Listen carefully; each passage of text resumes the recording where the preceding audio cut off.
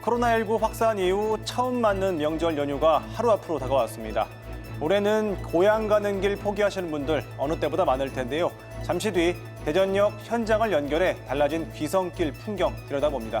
닷새간의 긴 연휴를 달래줄 무료 문화 공연 소식, 명절을 맞아 기승을 부리고 있는 신종 피싱 사기 수법과 예방법도 준비했습니다. 9월 25일 화요일 7시 뉴스 시작합니다. 먼저 이 시각 주요 뉴스입니다. 해경이 북한에서 피격돼 숨진 공무원이 월북한 것으로 판단했습니다. 북측이 실종자의 이름과 나이, 고향 등 신상 정보를 이미 파악하고 있었고 단순 표류했다면 발견된 위치가 달랐을 것이라는 표류 분석 결과도 공개했습니다. 수사기관이나 택배 문자를 사칭한 이른바 피싱 사기 범죄가 날로 진화하면서 검찰이 24시간 콜센터까지 운영하기로 했습니다. 잠시 뒤 피싱 범죄 수사 전문가가 출연해 피해 예방법 자세히 짚어봅니다. 경영난을 이유로 인건비 미지급 논란을 겪고 있는 지역의 한 대학이 호화 연구동을 지어놓고 설립자를 위해서만 사용하고 있다는 주장이 나왔습니다. 대학 연구동의 비밀, KBS가 단독 취재했습니다. 청양군이 운영하고 있는 지역 농축산물 직거래 매장이 하루 매출 1,000만 원이 넘을 정도로 호응을 받고 있습니다. 판로 확보에 성공한 비법 취재했습니다. 민족 최대 명절인 추석 연휴가 오늘부터 사실상 시작되면서 오후 들어 본격적인 귀성 행렬이 시작됐습니다. 올해는 코로나19로 방역당국이 고향 방문 자제를 요청했는데요. 예년에 비해 대중교통보다는 자가용 이용 귀성객이 많을 것으로 예상됩니다. 대전역에 나가 있는 취재기자 연결합니다. 한솔 기자, 현장 분위기 어떻습니까?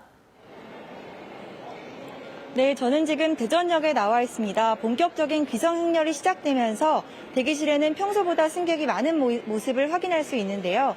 다만 예년 추석보다는 다소 한산한 모습입니다. 코로나19 여파로 이번 추석 연휴에는 지난해보다 절반가량 줄어든 47만 석이 예매됐는데요. 열차 예매율은 전체 좌석의 약 4분의 1 수준입니다. 한국철도는 승객 간 접촉을 최소화하기 위해 창가 좌석만 판매하고 있고 입석은 아예 판매하지 않습니다. 또 열차 내 음식물 섭취도 물 이외에는 금지됐습니다. 그럼 잠시 임석규 대전 역장님과 함께 이야기 나눠보겠습니다. 역장님 안녕하세요. 네, 안녕하세요. 네, 승객들이 줄었다고는 해도 아무래도 사람들이 모이는 만큼 감염 위험은 남아있을 것 같은데요. 이용객 유의사항에는 어떤 게 있을까요?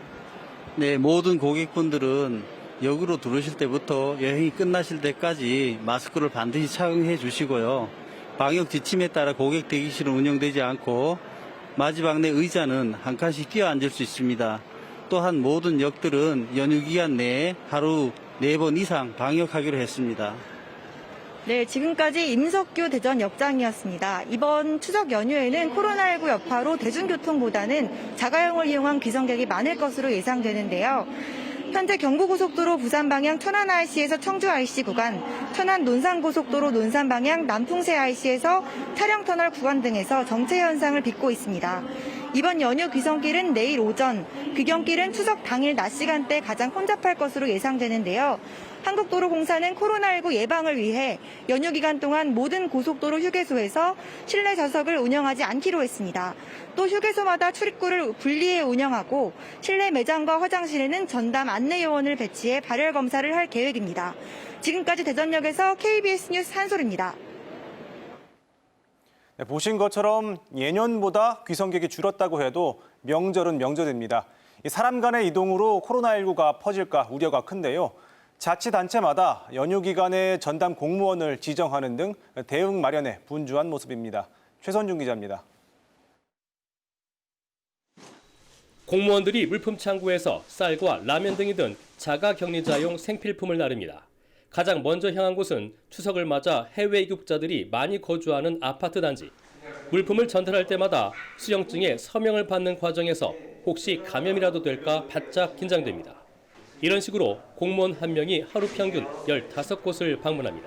자가격리라는 이유로 이제 문을 간혹 안 열어주시는 분들도 있어요. 놓고 가시라고. 근데 저희가 이 수령증을 받아야 되기 때문에 이제 서명을 받고 이제 물건 전달해드리고. 천안의 자가격리자는 600여 명. 추석 연휴에는 천안시청 전체 공무원의 4분의 1인 500명이 투입돼 물품 전달과 주거지 이탈 여부를 확인하게 됩니다. 검사 체계도 강화합니다. 선별진료소를 추가 설치하고 청사 내에 의사가 상주하는 호흡기 클리닉도 처음 만들었습니다. 이곳에서는 날씨가 쌀쌀해지면서 늘고 있는 호흡기 질환자들을 중점 관리하게 됩니다. 바로 옆에 있는 선별진료소로 한꺼번에 많은 사람들이 몰리는 것을 막기 위해서입니다. 코로나19 검사 속도를 높이고자 의사 면허를 가진 자체 역학조사관 1명과 보건 업무 경험이 있는 기간제 근로자 33명도 채용했습니다.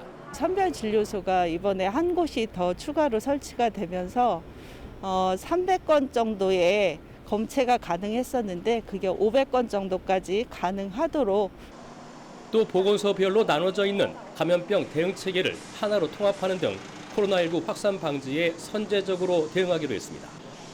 KBS 뉴스 최선중입니다. 검사나 검찰 수사관이라면서 전화를 걸어 돈을 받아 챙기는 보이스피싱 범죄가 갈수록 진화하고 있습니다. 최근엔 이 가짜 구속영장 서류나 공무원증을 만들어 속이는 경우도 등장했는데요. 결국 검찰이 이 서류가 진짜인지 알려주는 24시간 콜센터까지 운영하기로 했습니다. 이정원 기자의 보도입니다. 해마다 급증하는 보이스피싱 범죄. 지난해 3만 7천여 건, 피해액은 6,398억 원에 달했습니다. 검찰이나 경찰, 금융감독원 등 기관을 사칭하는 경우가 대부분입니다. 특히 가짜 신분증을 제시하거나 구속영장이나 재직증명서, 공무원증, 채권 양도증서를 위조해 제시하는 등 나날이 수법이 진화하고 있습니다. 이런 피해를 줄이기 위해 서울중앙지검이 오늘부터 구속영장이나 재직증명서 등 검찰 관련 위조 서류의 진위를 확인해주는 서비스를 시작했습니다. 이른바 찐센터, 서류가 진짜인지 알려주는 콜센터입니다. 인권감독관 산하에 만들어진 이 부서의 직통번호는 010-3570-8242. 빨리 사기를 밝혀내겠다는 의미입니다. 24시간 운영되는 이 번호로 검찰 관련 서류를 촬영해 전송하면 담당 수사관들이 확인 후 진위 여부를 알려줍니다. 또 실제 검사실 소환 예정인지, 조사가 예정돼 있는지도 확인할 수 있습니다. 검찰이 직접 콜센터를 운영하며 서류의 진위 여부를 확인해주는 건 이번이 처음입니다. 검찰은 돈을 보내기 전에 위조 여부를 확인해 피해를 막을 수 있게 해달라고 당부했습니다. 다만 이미 보이스피싱 조직과 연락해 휴대폰에 악성 앱이 설치된 경우 찐센터로 전화하더라도 피싱 조직으로 연결될 우려가 있다며 그럴 땐 다른 사람의 전화기로 확인하는 게 안전하다고 설명했습니다. KBS 뉴스 이정은입니다. 네, 앞서 본 이런 보이스피싱뿐만 아니라 최근에는 카카오톡이나 문자 메시지를 통한 피싱 범죄가 더 무섭다고 합니다. 대전지방경찰청 신승주 사이버수사대장과 피해 예방법을 짚어보겠습니다. 어서 오세요, 대장님. 네, 안녕하세요. 예, 요즘에 제가 경찰에서 이런 얘기를 들었어요. 강력범죄의 시대가 가고 이제 사기범죄의 시대다. 경찰에서까지 이 정도 말이 나올 정도면 어느 정도로 이게 사기범죄가 심각한 겁니까? 사기 범죄는 굉장히 많이 발생을 하고 있는데요. 이 중에서도 특히 저희가 피싱 범죄라고 부르는 범죄가 많이 증가하고 있습니다. 네.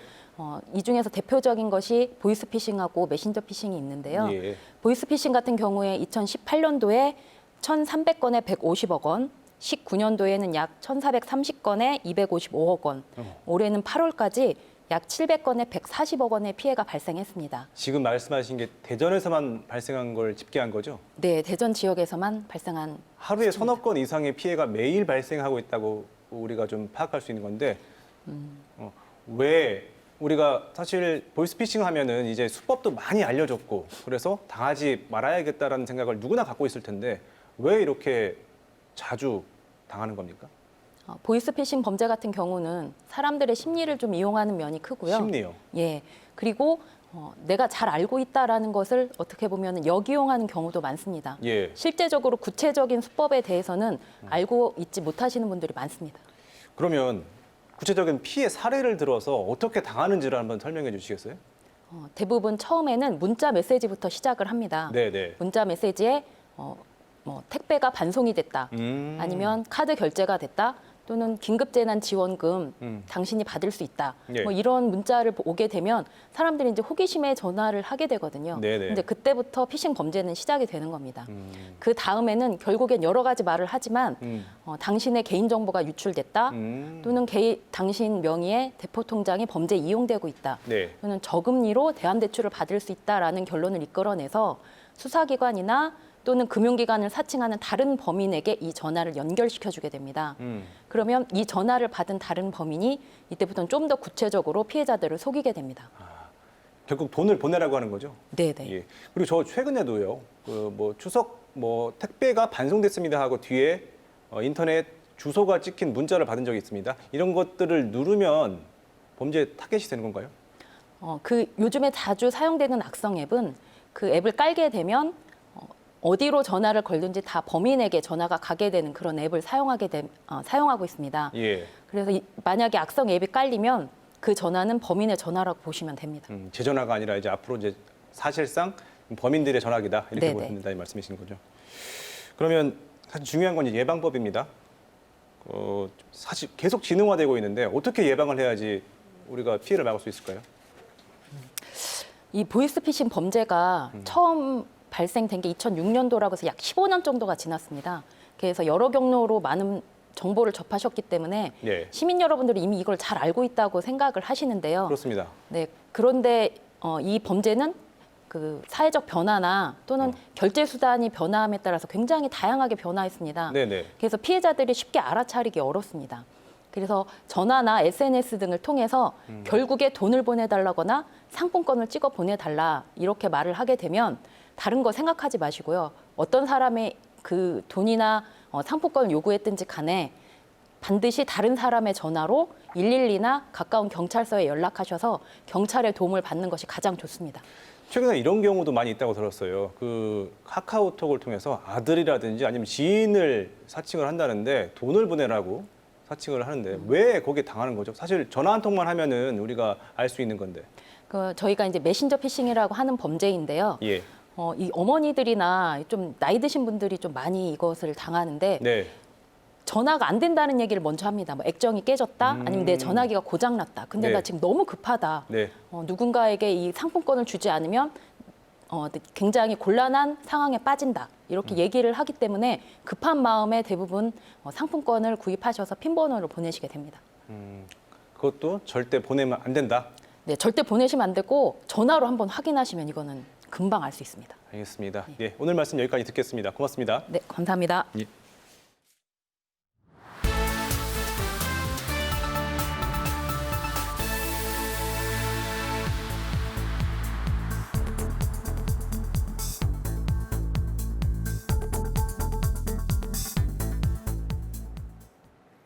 경영난을 겪고 있는 건양대학교가 의대가 있는 제2캠퍼스 안에 연구 교육용 건물을 지어놓고 용도와 다른 목적으로 사용해 논란이 일고 있습니다. KBS 취재 결과 설립자 개인 기념관과 법인 사무실 등으로 쓰는 것으로 드러나 교육부가 실태 조사에 나섰습니다. 정재훈 기자가 보도합니다. 노조 탄압과 성과급 미지급 논란으로 노사 갈등이 커진 건양대학교. 대학 측은 재정 악화를 이유로 들었지만 제2캠퍼스에 설립자를 위한 건물이 있다는 주장이 제기됐습니다. 지금 학교에 신정 같은 건물이 하나 있거든요. 근데 이거 알고 보니까 설립자나 법인만 쓰는 건물이더라고요. 근데 저희 학생이나 교직원들은 거의 거기를 들어가 본 적도 없고. 해당 건물을 찾아가 봤습니다. 이곳은 건양대학교 의과대학 연구 1동입니다. 그런데 간판에는 건양 역사관으로 붙어 있고 내부는 학교 법인이 사용하고 있습니다.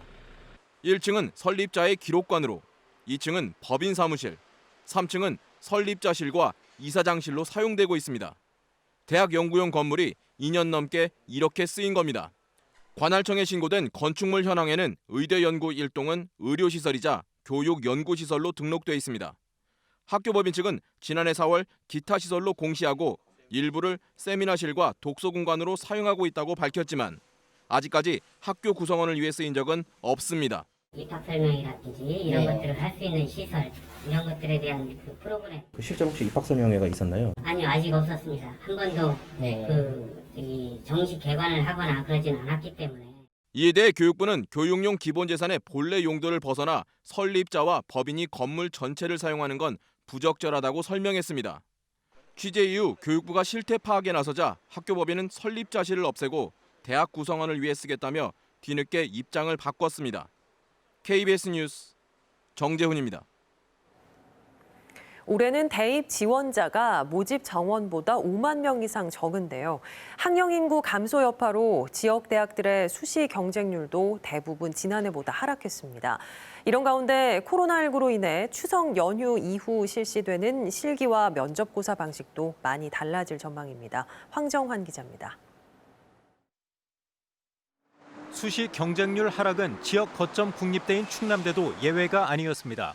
지난해 9.32대 1로 역대 최고였지만 올해는 8.28대 1로 하락했습니다. 한밭대와 모건대, 배재대 등도 대입 모집 정원보다 지원자가 적은 학령 인구 감소 여파로 경쟁률 하락을 피하지 못했습니다. 지방대 수시 경쟁률은 5대 1 이상을 안정권으로 보고 있어 이에 못 미치는 대학들은 일부 비인기 학과의 경우 미달 사태도 배제할 수 없습니다. 반면 대전대와 한남대는 경쟁률이 오르며 비교적 여유 있게 수시 모집을 진행할 수 있게 됐습니다.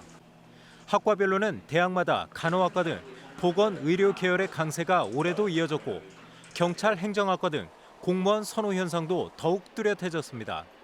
주로 공무원, 경찰, 보건 계열 등 직업군이 명확하고 향후 취업에 안정적인 학과로 지원자가 몰린 걸로 파악하고 있습니다. 원서 접수를 마감한 대학들은 추석 연휴 이후부터 예체능 계열 실기와 면접고사에 들어갑니다. 코로나19에 대비해 시험 기간을 늘리는 등 만반의 준비를 하고 있습니다. 밀집도를 낮추기 위해서 하루에 실시하던 것을 이틀로 늘리는 조치를 하나 취했고요. 체육 계열 같은 경우에는 3종목에서 2종목으로 줄이는 조치를 취해서 실시할 예정입니다. 교육부가 코로나19에도 수능 시험과 대학별 평가는 예정대로 진행하기로 하면서 수시 합격자는 12월 3일 수능을 거쳐 12월 27일 발표됩니다. KBS 뉴스 황정환입니다. 이번에는 코로나19 상황 알아봅니다. 전국의 신규 확진자가 49일 만에 처음으로 30명대로 내려왔습니다.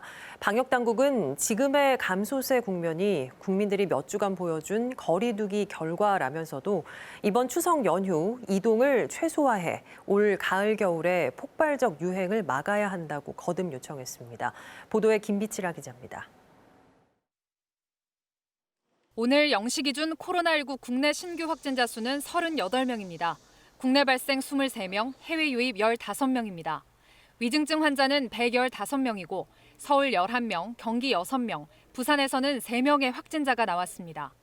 하루 확진자 수가 엿새째 두 자리를 유지했지만 새로운 집단 감염도 잇따르고 있습니다. 경기 성남시의 한 방위산업체와 관련해 지난 24일 첫 확진자가 발생한 후 9명이 추가로 확진돼 현재까지 모두 10명이 확진됐다고 밝혔습니다. 서울 도봉구 다나병원에서는 입원 환자 2명이 어제 확진 판정을 받아 환자와 병원 종사자 186명에 대한 전수검사가 진행 중입니다. 경기 안양시의 한 음악학원과 관련해서도 자가격리 중이던 2명이 추가로 감염돼 관련 감염자가 13명으로 늘었습니다. 방역당국은 코로나 확진자 1명이 몇 명을 감염시키는지 보여주는 지표인 감염 재생산 지수가 최근 1 아래로 떨어졌다면서 지금의 감소세 국면은 국민들이 보여준 거리 두기의 결과라고 평가했습니다. 그러면서 이번 추석 연휴가 그 어느 때보다 중요한 분기점이 될 것이라고 강조했습니다. 연휴 기간에 적지 않은 분들이 여행을 계획하고 계십니다. 추석 연휴 기간 동안 전국 공항에 이용객이 지난해의 75% 수준에 달할 것으로 전망되어 우려스럽습니다. 지난 5월과 7월 말 연휴 이후 확진자가 폭발적으로 증가했던 전례가 있는 만큼 지금 같은 안정적인 수준을 유지하기 위해선 이번 연휴에도 방역 수칙을 철저히 지켜야 한다고 거듭 당부했습니다.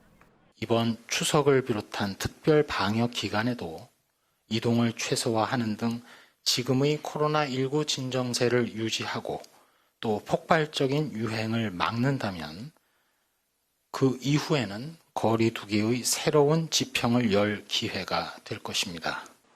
코로나19에 걸렸다가 완치된 뒤 겪는 후유증에 대한 조사 결과 완치자 중 90% 이상이 피로감과 집중력 저하 등의 후유증을 겪는 것으로 나타났습니다. 이외에도 심리적, 정신적인 후유증과 후각, 미각 손실 등도 호소했는데 방역당국은 16개 의료기관과 함께 중장기 합병증 조사를 진행하고 있다고 설명했습니다. 방역당국은 이와 함께 추석 연휴 기간 대규모 집회는 재확산을 유발할 수 있는 만큼 차량 집회를 포함해 모든 집회를 철회해 줄 것을 요청했습니다. KBS 뉴스 김비치라입니다. 한편 천안에서는 70대 코로나19 확진자가 숨졌습니다. 충청남도는 지난달 26일 확진돼 단국대병원에서 치료를 받아오던 70대 여성이 상태가 나빠져 어제 숨졌다고 밝혔습니다. 이로써 충남에서 코로나19로 숨진 사람은 모두 6명으로 늘었습니다. 또 충남에서 신규 확진자 4명이 추가됐습니다. 논산에서는 지난 15일 해외에서 입국한 40대 외국인이 자가격리 해제 전 검사에서 양성 판정됐고, 아산에서는 해외에서 입국한 30대와 50대 외국인이 양성 판정됐습니다. 천안에서도 경기도 김포 확진자와 접촉한 50대가 추가 확진됐습니다. 주요 이슈를 골라서 이해하기 쉽게 키워드로 풀어보는 뉴스픽 시간입니다. 오늘은 보도국 박지은 기자와 함께합니다. 자, 박 기자, 오늘의 키워드 뭔가요? 네, 오늘의 키워드는 집 밖은 위험해입니다. 네, 코로나 때문에 유례없는 비대면 추석이 될 것 같은데요. 지역 마을에 걸린 현수막입니다. 네, 멘트들이 나오는데요. 코로나19 확산을 우려해서 방역당국은 부모님을 직접 찾아뵙기보다는 영상통화로 안부를 묻고 가족들의 모임이나 여행도 자제해 줄 것을 당부했습니다. 추석 연휴는 다가오는데 가족 모임도 여행도 안 된다니 도대체 뭘 하며 지내야 하나 고민하시는 분들 많으시죠? 온라인을 통해 무료로 볼 수 있는 문화 공연 소식 전해드리려고 합니다.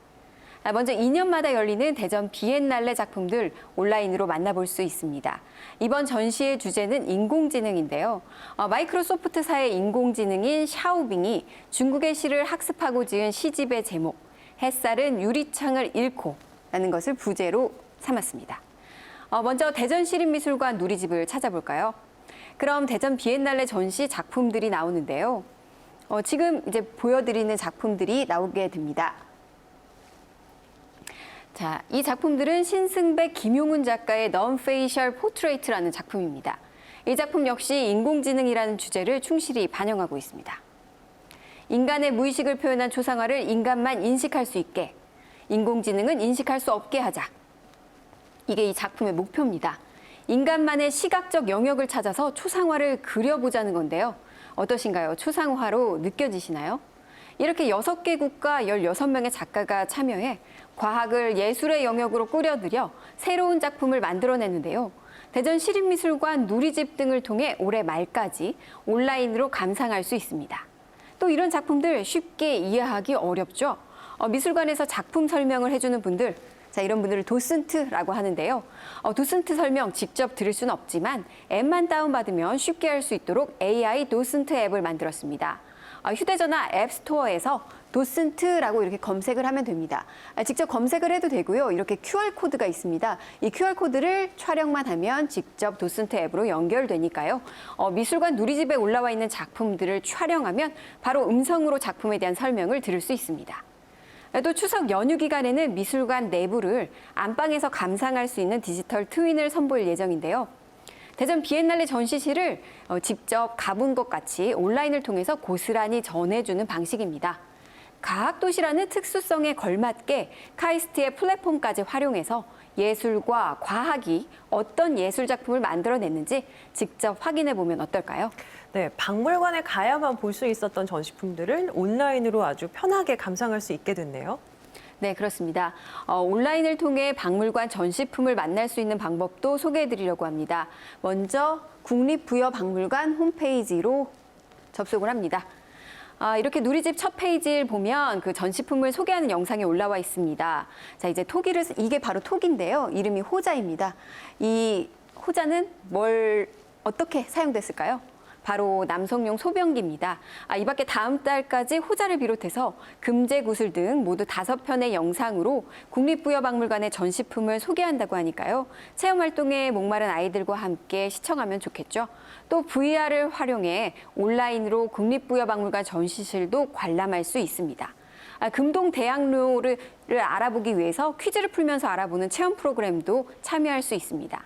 온라인으로 문화재도 살펴보고 관련 도서까지 찾아서 읽은 다음에 느낀 점이나 배운 점까지 이렇게 기록해 놓는다면 추석 연휴 기간 동안 체험활동 보고서 쓰기까지 한 번에 끝낼 수 있겠습니다. 네, 그런가 하면 또 동물원도 집에서 즐길 수 있는 방법이 있다면서요? 네, 그렇습니다. 서울 어린이대공원 누리집에 먼저 접속합니다. 여기에서 방구석 동물원이라는 곳이 나오는데요. 여기를 이렇게 클릭해 보면 영상을 볼 수 있게 됩니다. 먼저 영상을 보실까요? 과일 화채를 선물로 받은 반달 가슴곰들, 아예 고개를 그릇에 파묻고 얼굴을 보여주지 않습니다. 대신 반달 가슴곰의 귀여운 뒤태를 감상할 수 있고요. 네, 이번에는 일본 원숭이의 재롱을 볼까요? 과일과 야채를 좋아하는 일본 원숭이에게 진흙이 잔뜩 묻은 과일과 야채를 준다면 어떤 일이 벌어질까요? 먼저 냄새를 맡습니다. 그리고 포도 하나를 꺼내고 물에 씻어서 입속으로 쏙! 굴려서 흙 씻어내기 신공도 보여줍니다. 이런 동물들의 재롱을 감상할 수 있는 영상들 무료로 감상할 수 있고요. 또 문화체육관광부는 국립중앙박물관과 예술의 전당, 국립극장 등 29개 국립공공기관이 보유한 문화 콘텐츠 채널을 직콕문화생활 사이트에서 무료로 안내하고 있습니다. 추석 연휴 기간 동안 슬기로운 추석문화생활 항목을 새롭게 만들어서 가족이 함께하는 추석놀이, 그리고 집에서 즐기는 실내 운동, 특집 콘텐츠도 새롭게 제공할 예정이니까요. 이번 추석 연휴는 가족 모임이나 여행 대신 코로나 위험 없는 집에서 안전하게 온라인 콘텐츠를 활용해 현명하게 즐겨보는 건 어떨까요? 지금까지 뉴스 PD였습니다.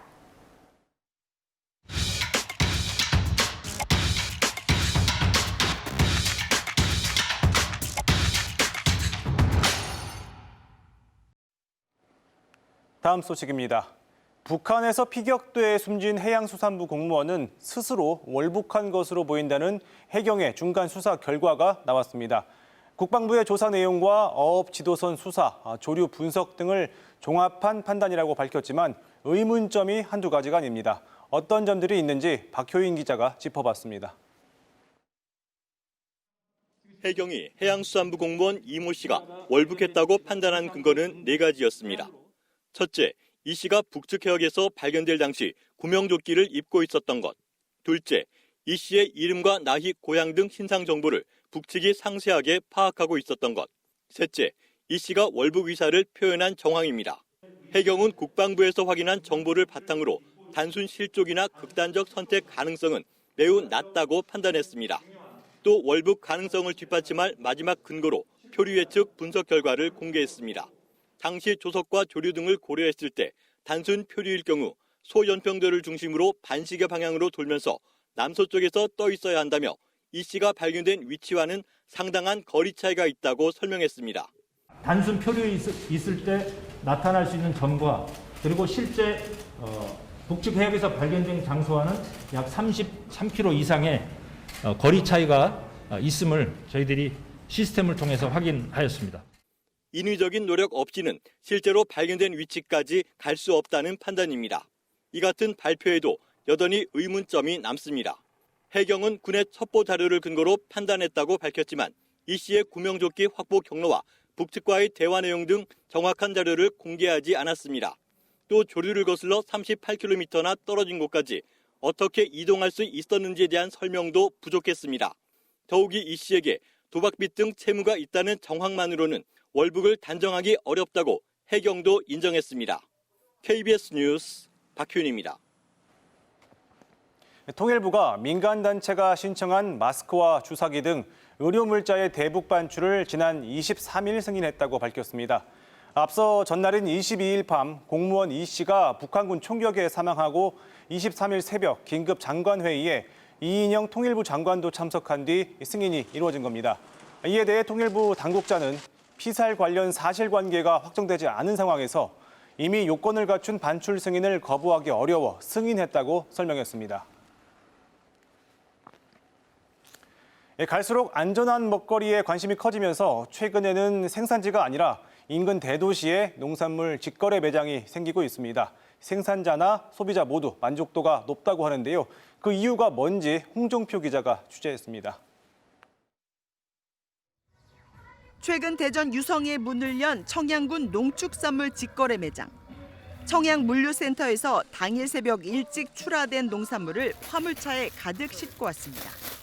청양 지역 200여 농가에서 생산한 각종 과일과 채소들입니다. 생산지에서 1시간 만에 가져온 신선한 제품이라 소비자들 반응이 좋습니다. 하루 매출이 1,200만 원을 넘길 정도로 인기입니다. 싱싱하죠, 첫째. 그리고 우리나라 거도 지역 상품이니까 믿을 수 있고요. 청양군 내 소비의 한계를 넘어 다양한 판로 확보를 위해서 가까운 광역시인 대전에 90억 원 가까운 예산을 투입해 직매장을 열었습니다. 정육과 채소, 과일을 중심으로 매출이 늘고 있는데 품목 다변화와 안정적인 공급을 위해 공주와 부여 등 인근 자치단체의 참여도 추진 중입니다. 직매장 운영이라든지 대도시 공공급식에 같이 참여할 수 있는 방안을 제안해서 지금 연대 협력을 하려고 지금 준비하고 있습니다. 대형 유통시장에 밀렸던 농가들은 판로 확보를 반기며 품질 관리에 더 신경 쓰고 있습니다. 손님들이 많이 오셔야지 우리도 좋으니까 올해만 뿐만이 아니고 내년, 내후년 계속 우리가 이제 바라봐야 되니까. 청양군은 1호점 안착 여부를 지켜보며 직매장을 늘리고 수산물 판매까지 확대할 계획입니다. KBS 뉴스 홍정표입니다. 그룹 방탄소년단의 신곡 다이너마이트가 미국 빌보드 차트에서 다시 1위를 차지했습니다. 현지 언론들은 잠시 2위로 떨어졌다가 다시 정상을 차지한 건 드문 일이라고 놀라움을 나타냈습니다. 이동환 기자입니다. 7명의 아이돌이 엮어내는 경쾌한 율동과 노래, 다이너마이트가 또 한 번 미국 시장을 석권했습니다. 빌보드는 방탄소년단의 다이너마이트가 핫백 차트에서 정상에 올랐다고 발표했습니다. 발매 직후 2주 연속으로 1위를 차지했다 2위로 잠시 내려앉았었는데 다시 정상을 차지한 겁니다. 듀오나 그룹의 노래가 통산 3주 이상 1위를 기록한 것은 2년 만입니다. 특히 1위에 있다 내려앉은 뒤 다시 정상을 차지하는 경우는 흔치 않아 더 놀랍다고 현지 언론들이 전했습니다. 대중들의 관심도 폭발적으로 증가해 다운로드의 경우 발매 5주차에 15만 3천 건을 기록했습니다. 스트리밍과 라디오 방송 횟수도 동반 상승했습니다. 방탄소년단은 핫백 1위 복귀가 공개된 후 팬들 덕분에 또 한 번의 기적이 일어났다며 전 세계 팬들에게 감사의 인사를 전했습니다. KBS 뉴스 이동환입니다. 충청남도가 추진하고 있는 휴먼 마이크로바이옴 상용화 사업이 정부의 예비 타당성 조사 대상에 선정됐습니다.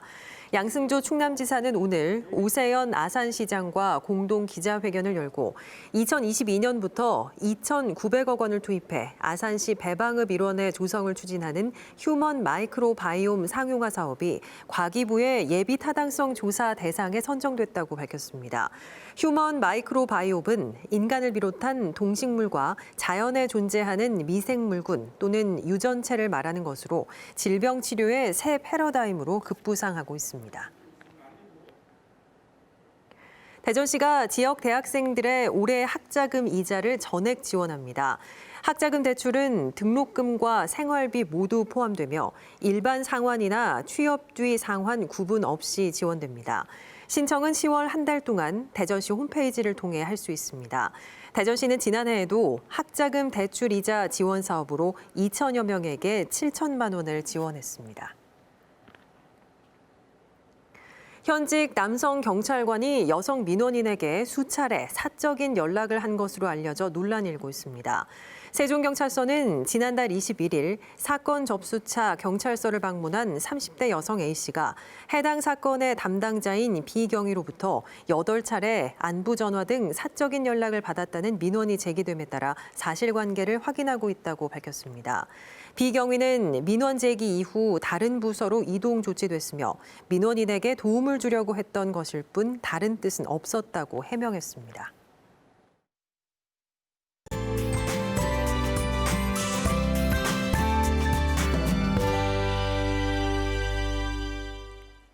추석 연휴 첫날인 내일은 비 소식이 있습니다. 오전에 충남 서해안에 비가 시작돼 오후에는 충남 북부 내륙에도 약하게 내리겠는데요. 비의 양은 5mm 안팎으로 많지 않겠고요. 그 밖의 지역에도 산발적으로 빗방울이 떨어지겠습니다. 내일 새벽부터 아침 사이에는 내륙의 가시거리 200m 이하의 짙은 안개가 끼는 곳이 있습니다. 귀성길 안전운전 하시기 바랍니다. 추석 당일인 모레 환한 보름달 볼 수 있을지 궁금하시죠? 우리 지역에서는 오후 6시 20분을 전후해서 구름 사이로 보름달이 뜨겠는데요.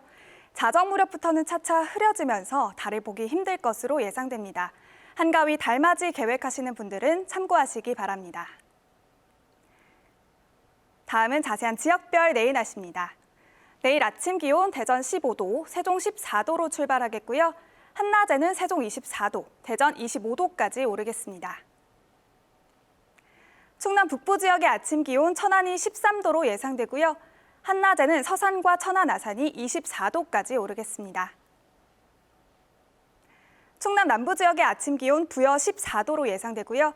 한낮에는 부여와 청양이 24도까지 오르겠습니다. 바다의 물결은 충남 북부와 남부 앞바다 모두 최고 1m 높이로 잔잔하게 일겠습니다. 추석 연휴 기간 동안 구름 많은 날씨가 이어지겠는데요. 개천절인 주말에는 비 소식도 있습니다. 연휴가 끝나면 아침 기온이 10도 안팎까지 뚝 떨어지며 부쩍 쌀쌀해지겠습니다. 기상정보였습니다. 네, 더도 말고 덜도 말고 한가위만 같아라. 이런 추석 덕담이 올해는 이렇게 바뀌었다고 합니다. 더도 말고 덜도 말고 집에만 있어라. 네, 추석 연휴 마음만은 풍성하게 무엇보다 건강하게 보내시길 바랍니다. 저희는 다음 주 월요일에 다시 인사드리겠습니다. 시청해 주셔서 고맙습니다.